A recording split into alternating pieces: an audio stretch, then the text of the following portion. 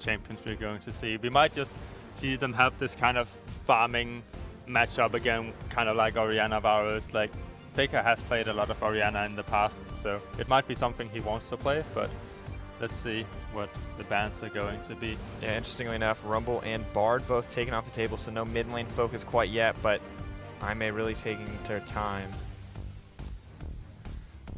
What do you think would be the best champ to ban out from FAKER? I think we have to see a Syndra ban. You have to, right. But that's again, SKT might be forced to ban Syndra unless FAKER wants to pick something into that pick. We have seen it constantly banned on the red side, and I think IM would definitely be a team to like first pick Syndra too. Like, you don't want to let that go over to FAKER, and it's a champion where you can hold your own, you do not need jungle pressure, but if you get it, there's a very high chance that you can pick up some kills. Yep. One thing that we have seen consistently is teams not consistently, but we have seen teams not ban the Syndra, look to potentially try to find a counterpick. Do you think FAKER is confident enough here that he could try to pull out a counterpick against the Syndra? Well, I feel like, yes, he is confident enough to pull out a counterpick against the Syndra, but this also might have to tie into why is Blank being brought in. Because again, due to the mechanical ability of Blank over Bengi, there might be, again, room to set up the 2v2 dynamic in mid lane, and so if IM does end up, well, IM actually banned Syndra, so speak of the devil. Yeah.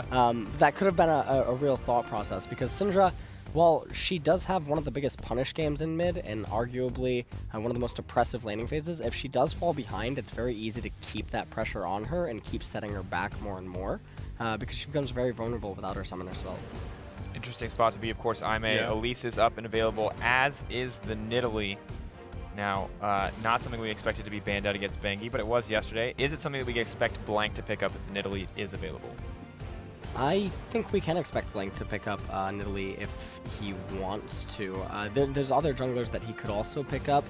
Graves, who we haven't seen a lot of this world so far, but I do think that as the tournament progresses, we might see more of him, because I know that Koreans do rate him very highly. And then there's also the Kindred, but Elise definitely probably something that he would have liked to have picked. So I am taking that away as pretty good. And there's Cassio.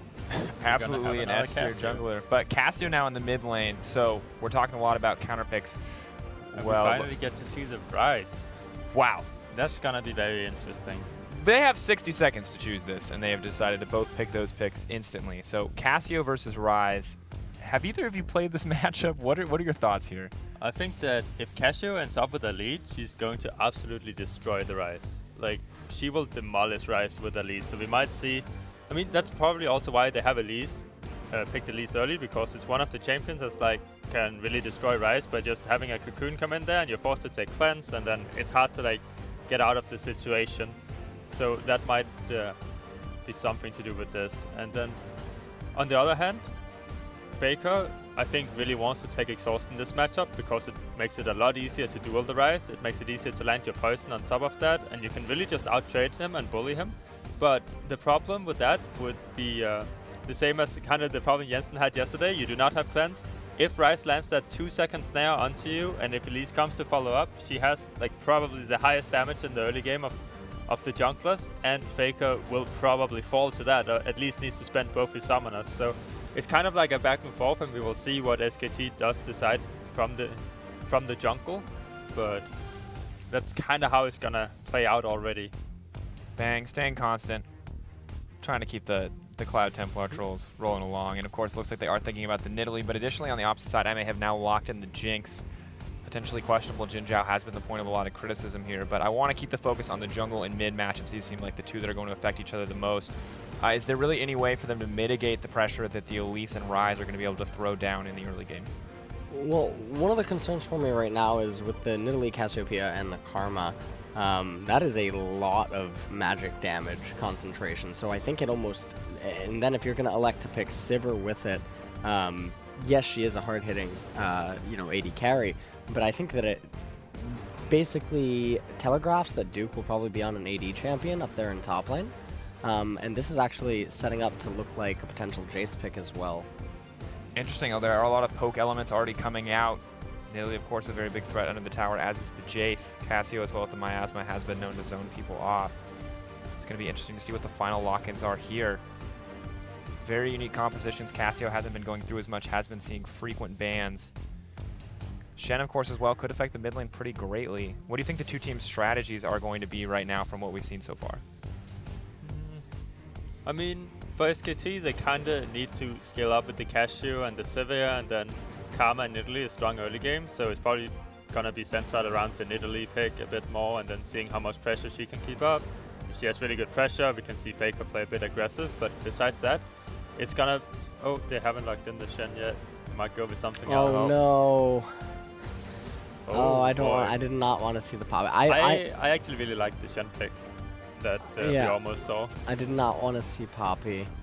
AmazingJ play Poppy a lot in solo queue. I'm not a very big fan of Poppy right now. I think that there's just so many other available top laners that are just better. So what, I mean, what does Poppy do against this team? Frequently we talk about using her as a way to deny engage, but it feels like she's not going to be able to block any dashes against this team so far, so really outside of the Nidalee, Yeah. what is the strength of Poppy in this composition?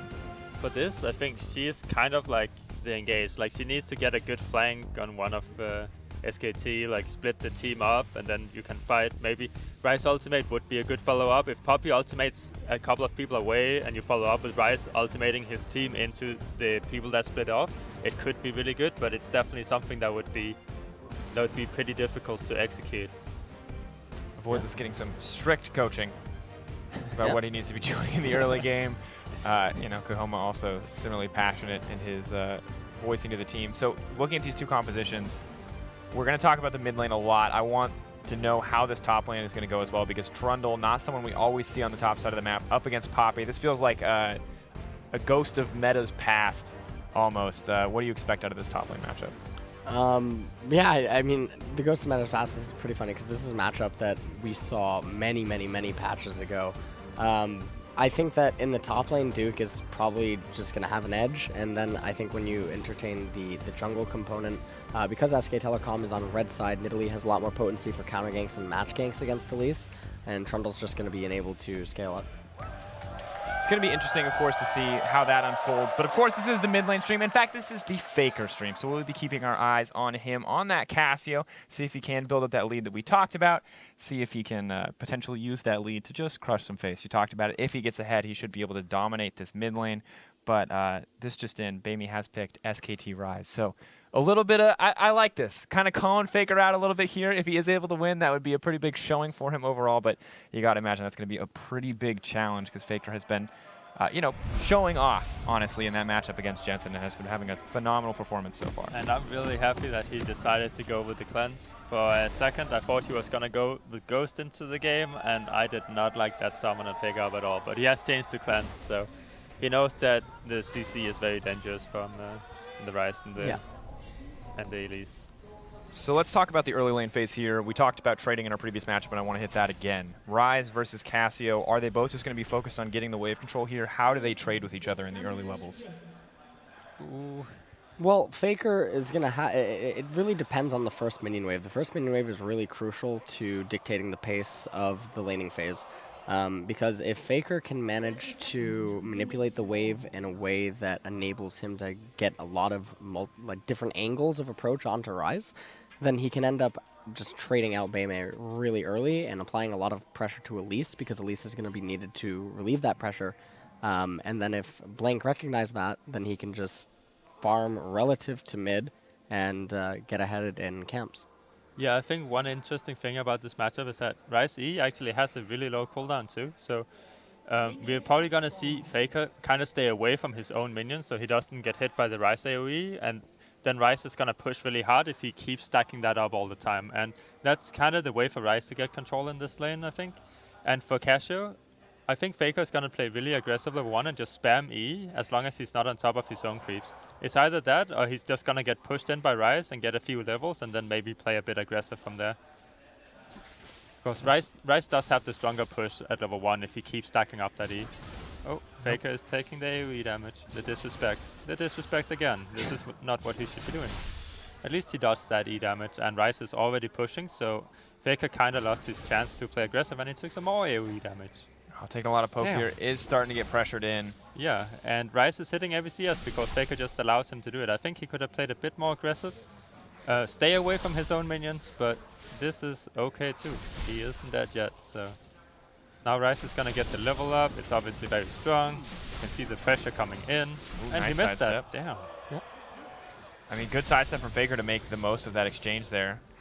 Yeah, it's definitely good for him to like Ryze walked really far up and he took a lot of damage, and Faker is gonna be aggressive at level 2. Baeme. It's not what you want. Flash already trade. Oh, Deathfire touch. Nope, it's not gonna be enough. All right, pulls out there. Faker had to burn his entire mana pool, but Ellis, can you run me through exactly how that happened? What happened there? I think baeme just wasn't respecting the level up from Faker. Also, when baeme was trying to trade against Faker just a second before, he was actually taking a lot of minion aggro. Now, if he was able to back off and reset the lane, it would have been an advantageous trade because he has a refillable pot versus Faker's potions, if you're just looking at it from a gold perspective. But now the problem is that Ryze recalls, and he just gets a Sapphire Crystal, whereas Faker's recall is going to contain the tier.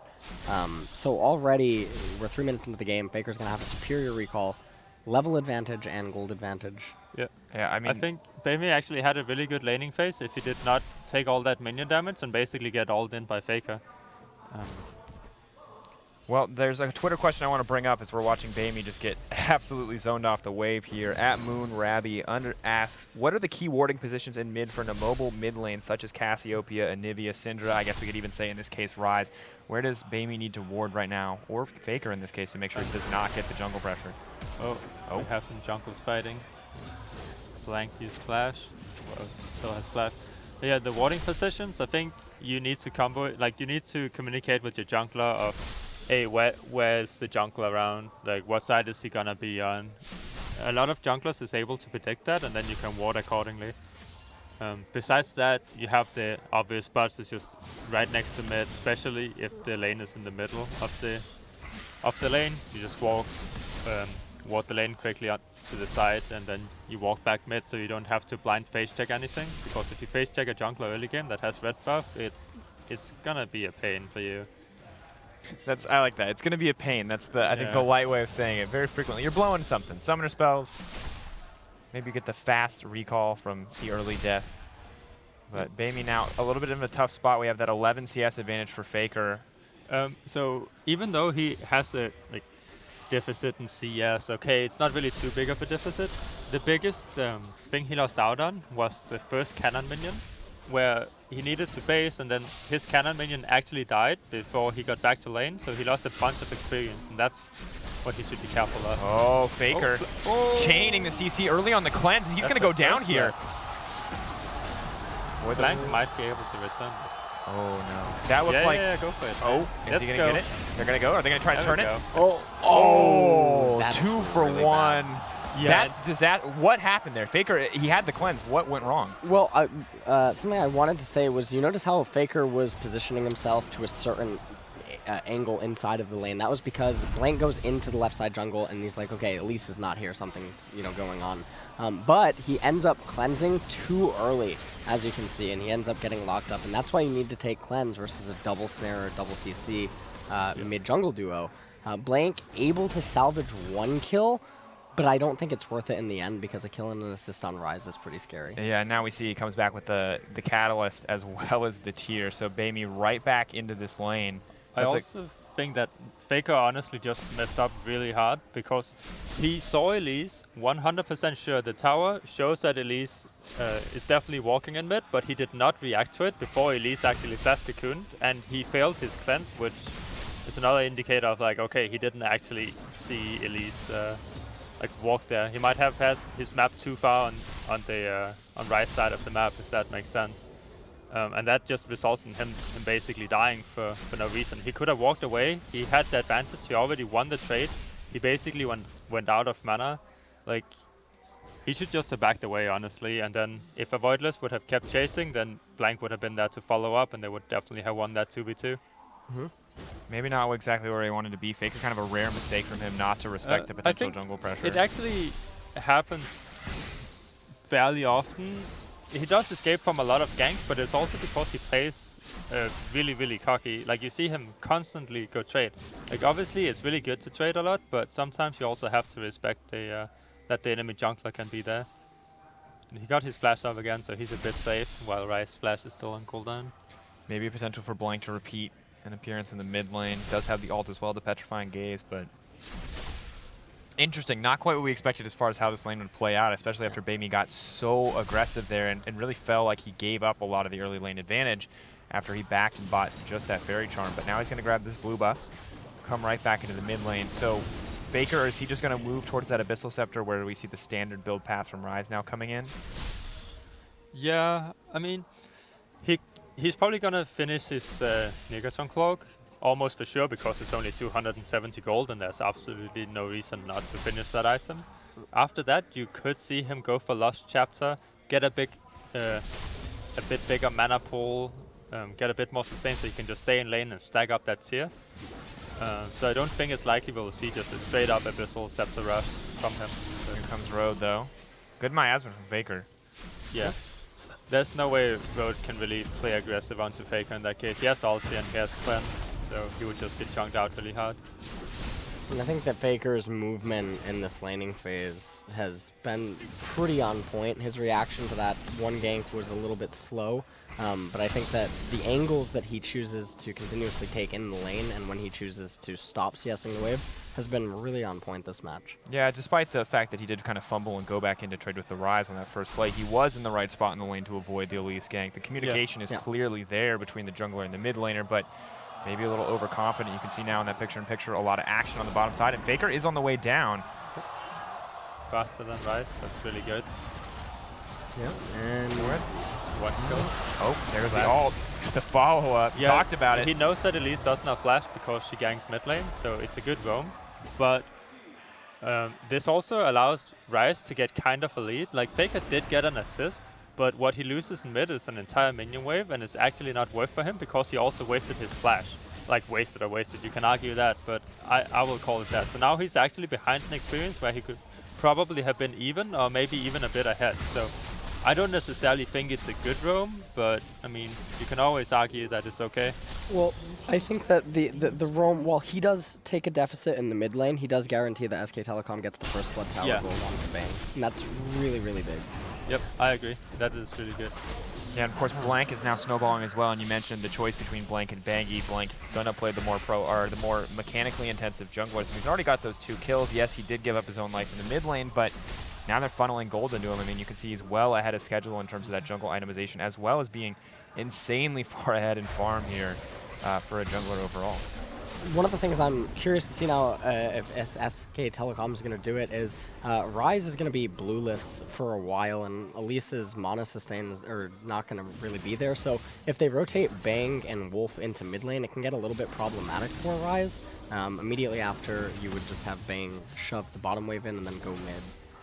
And then there's even some interesting rotations that they could actually do with Duke, given that he's really comfortable up there in top lane. If you look at the CS deficit, also the fact that he even has call, so that's just adding salt to the wound. Yeah, so you're just saying if they move their duo to the mid lane and pressure out, there's just no way for Ryze to maintain the wave clear there, and that they would be able to get a bigger advantage out of that.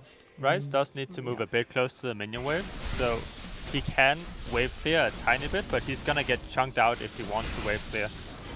I also think it is good for Bang and Wolves to rotate mid, but they need to be able to also deny Jinx some farm in the bot lane. So if they can just constantly keep harassing the bot lane and FAKER is able to roam first every time, I actually feel like it's a bigger advantage for them because they will not deny FAKER of experience and gold. And that's really big on Cassio. You don't really want to deny her. So if you want to have Sivir mid, I think Cassio should go on a side lane, but she's already building magic resistance, so it doesn't make much sense to go anywhere else but mid. Yep, that would certainly be counterintuitive. Yeah, interesting here. SKT, we did see them lose a lot of early kills, but they are still very much in the lead off of that tower first blood. They also have the air Drake, and it seems like CS leads pretty much across the board, 94 to 79, 55 to 35. I mean, the numbers just very clearly in their favor. Is this just SKT being more comfortable in each of their individual lanes? I think that it is. The first blood tower gold I think was really big for SK Telecom because it gives Bang and Wolf a lot more breathing room, and this is definitely going to play into Nidalee because the more open that the map is, the more freedom Nidalee has over Elise, because Elise's routes become way more predictable when Wolf is able to freely get into Elise's red side jungle and get deep wards, and when you know where an Elise is coming from, it's really, really bad. Whereas Nidalee, she can hop all around walls and stuff, and you never quite know where she's coming from. So a lot more flexibility in the pathing there, and kind of curious to see where Blank goes next as the... looks like he's going to go up top and kill AmazingJ. We didn't get a picture-in-picture on that one, but that's okay. You can assume that AmazingJ tried his hardest not to die in that scenario. Now, I want to jump onto a Twitter question real quick. At Aisha Teeler asks, I apologize for butchering your name once again. We'll butcher them all, to be fair. But what is the optimal Ryze build? Can you skip Rod of Ages, and is Ryze mandatory? I have seen a lot of different stuff where I think it just comes down to what the player really prefers. Going to see a bit of aggression from baeme here. Is going to get one. That's really good from baeme. We'll hold that thought on the build path and talk about the fight that's coming. They're just going to blink out. Nice from Aime. It is the 1-for-1 trade in the end. Both mid laners grabbing a kill. This is actually really good for Aime, even though they traded the baeme summoners, the Nidalee summoners, and go 1-1, because Jinx is still bot side, and she was not involved in the fight at all. And it just like kind of gets some breathing room. Faker's almost out of mana. Obviously, he has blue, so he's not really out of mana. You're never going to go out of mana when you have blue buff and Cassio. So it's just some nice breathing room. baeme gets some more gold onto Ryze. It's really good.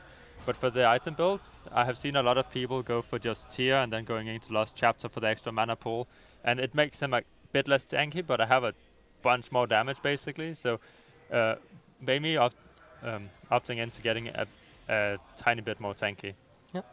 One of the Korean variants, I'll just bring it up, is that because Morellonomicon now gives flat mana as well, it gives you almost the same amount of mana that Roa would give you, and then obviously it gives you the CDR and the flat AP. Some of the Korean variations is Morellonomicon into Seraph's Embrace with Ryze, and then the Ryze HP makes up for the Roa's missing HP, but there's multiple build paths on Ryze that are viable. How important do you think the Ryze slow is in Ryze's kit? Is that something crucial to the build, or is it something that's kind of just situational depending on the team? I think the Ryze is always good, but I don't think he will have a problem not being able to keep up with Sivir, and it's because he has Ghost, and then he has his own movement speed buff from his Q, so he doesn't necessarily need to slow people. And then Jinx have the resets, so they will always be able to keep up as long as they get kills and assists. But I'm personally a pretty big fan of Ryze, just so you can control people a bit more. Interesting to see. So flexibility there in the Ryze build path for sure. And now we're seeing Faker did take that blue buff away from baeme. baeme not running out of mana too much here. Maybe one of the perks of all this early mana itemization. But SKT still seem very much in control of the map. They're consistently getting this deep vision down that you talked about. Wolf seems to be threatening on the bottom side.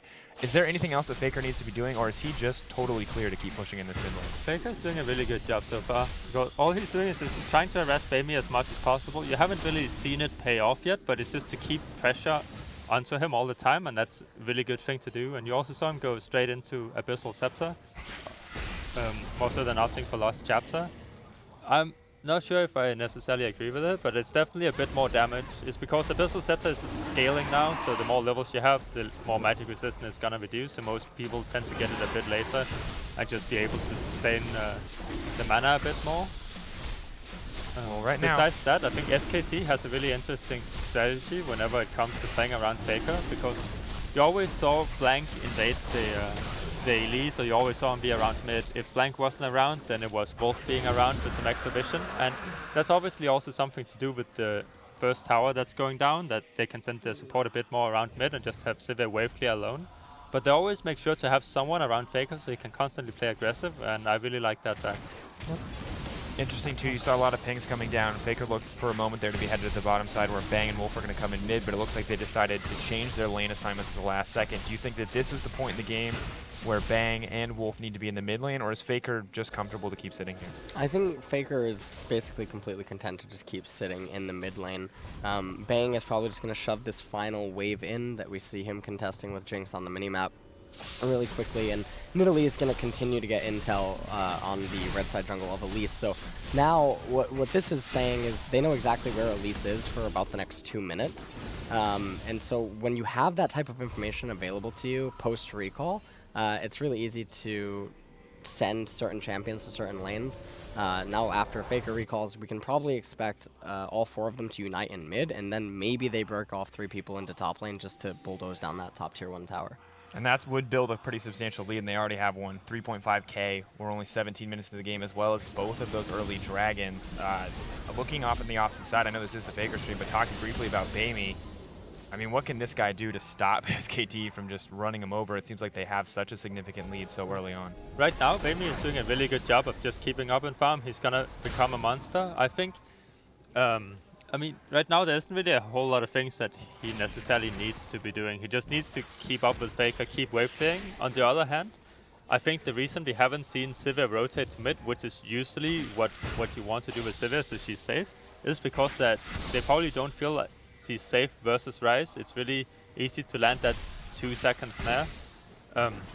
So Faker's job in this game is kind of to just follow the Ryze. So I think whenever we're gonna see some lane swaps happen, now you saw the bot lane go top, but besides that, they're just trying to match each other, and then whenever Ryze goes on a side lane, which probably will happen considering that Trundle doesn't really have any magic resistance, so Ryze could bully that out. It's Faker's job to kind of follow the Ryze around the map, and then Sivir can keep getting a lead versus Jinx and just like basically walk around the map faster than her, because she's always gonna get pushed in, and Sivir is just a really fast champion around the map in general, especially with Karma. So it's just gonna be rotations, and then Faker following baeme and trying to play aggressive all the time.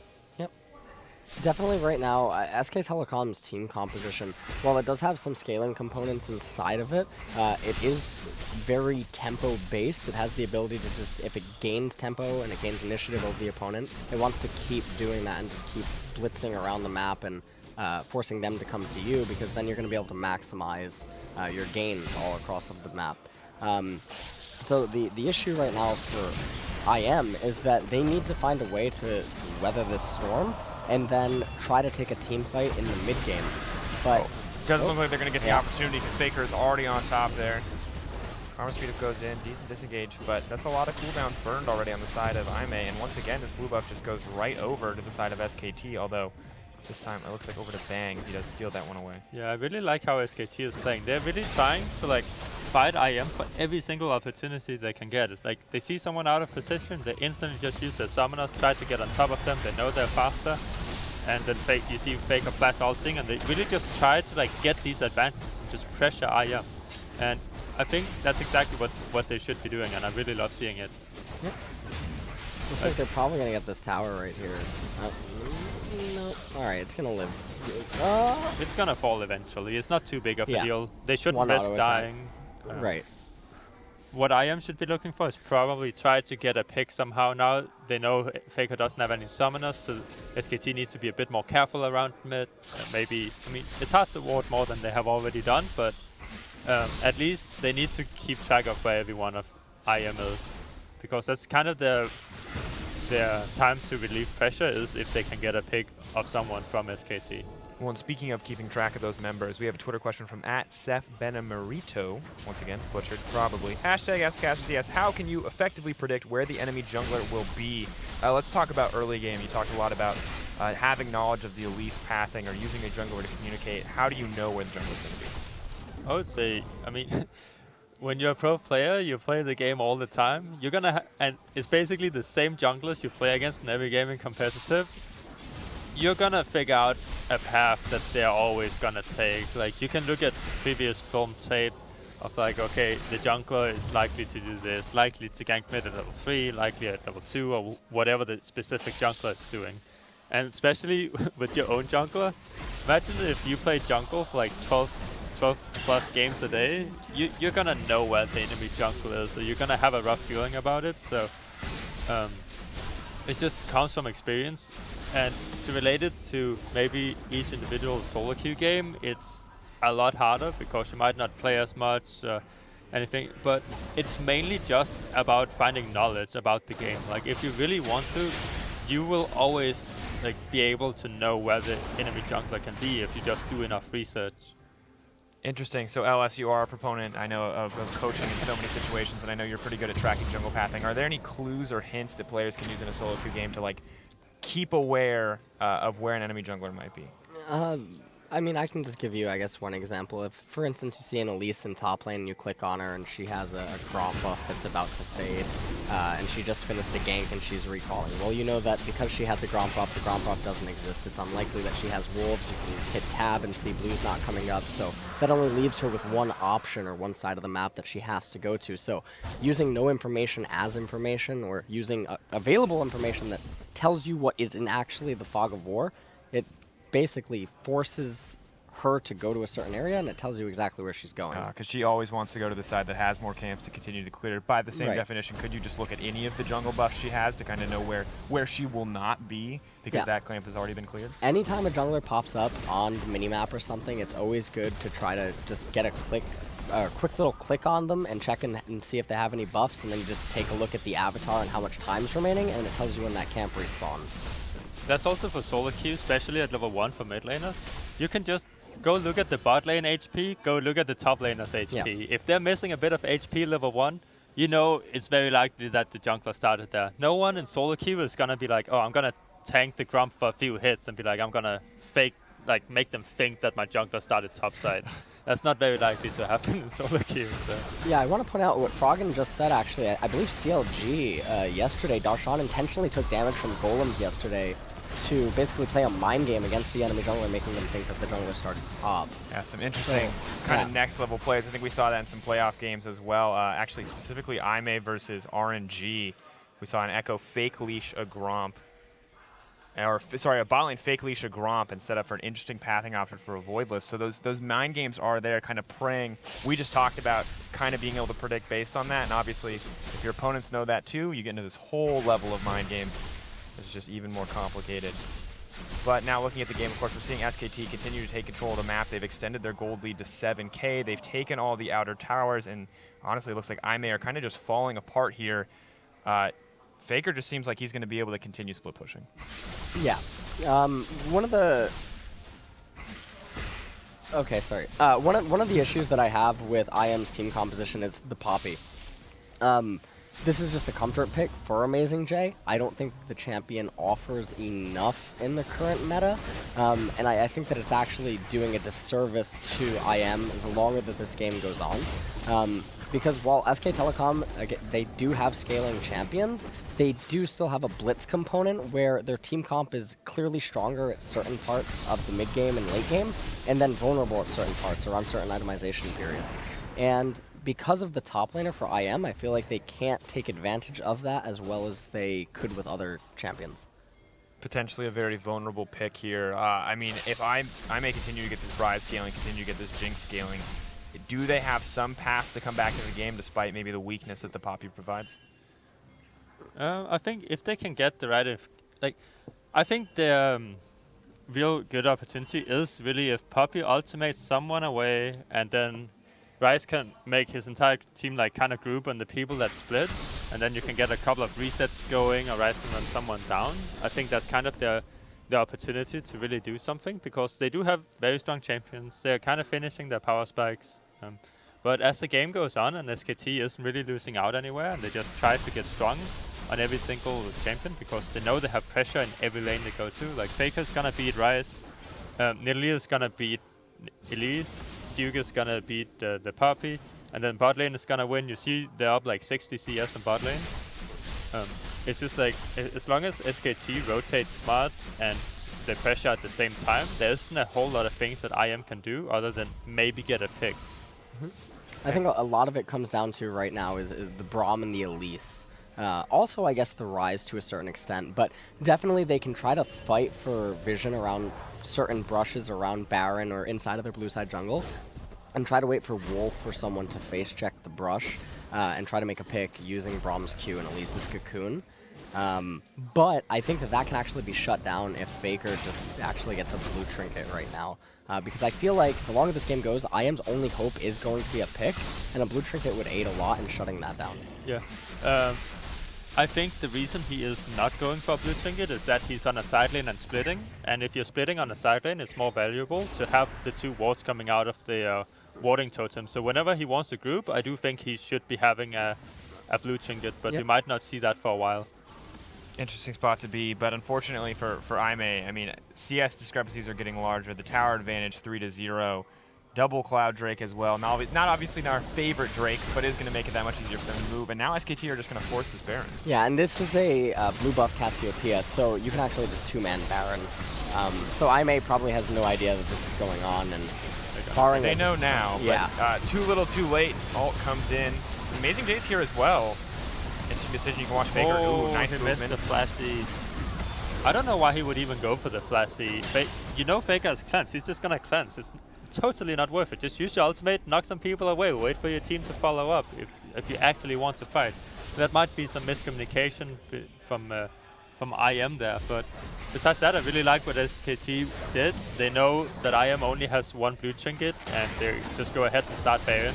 And if IM blue trinkets, they're probably gonna back away, and then SKT knows they have no blue trinket, and they can freely get picked or force Baron again without IM knowing. So I really like the way that they're pressuring the map in this game. One of the things that they're doing right here, and it's very visible that obviously they're going to get this tower, but what you may notice is that Nidalee or Cassio is not really adding too much value because IM is already too low on HP. Had Faker or Blank actually just completely ignored the tier 2 mid tower and ran immediately down to bottom, it opens up 2 more rotation steps that they could have taken. They could have raised the bottom tier 2 turret, fallen back, eaten the Drake, and then fallen back and recalled, and then all of the lanes will pulsate into SK Telecom, thus forcing IM to fight them. Interesting spot to be.